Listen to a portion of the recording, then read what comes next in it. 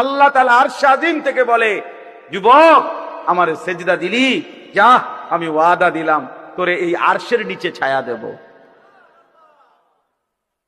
তুই আসবি যুবক হাসরের ময়দানে, আমি তোরে আরশের নিচে ছায়া দেব। শাবুন নাশাআ ফি ইবাদাতিল্লাহ।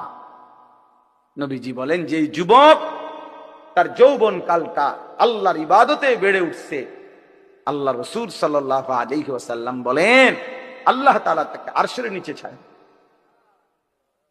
ইউযিল্লুহুমুল্লাহু ফি যিল্লিহি, আল্লাহ নিজের আরশের ছায়ায় ছায়া দিবেন। সুবহানাল্লাহ। এজন্য যুবকের সেজদা বড় দামি সেজদা, নওজোয়ানের সেজদা বড় দামি সেজদা। এজন্য তোমরা হিম্মত করো।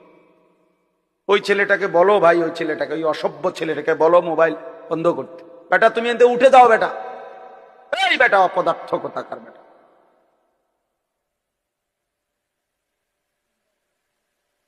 চিন্তা করছেন নি? ওরে দুইবার বললাম। আর এইটাই জীবন। কিছু ছেলে পেলের জীবন এমন, এরা এত শক্ত হয়।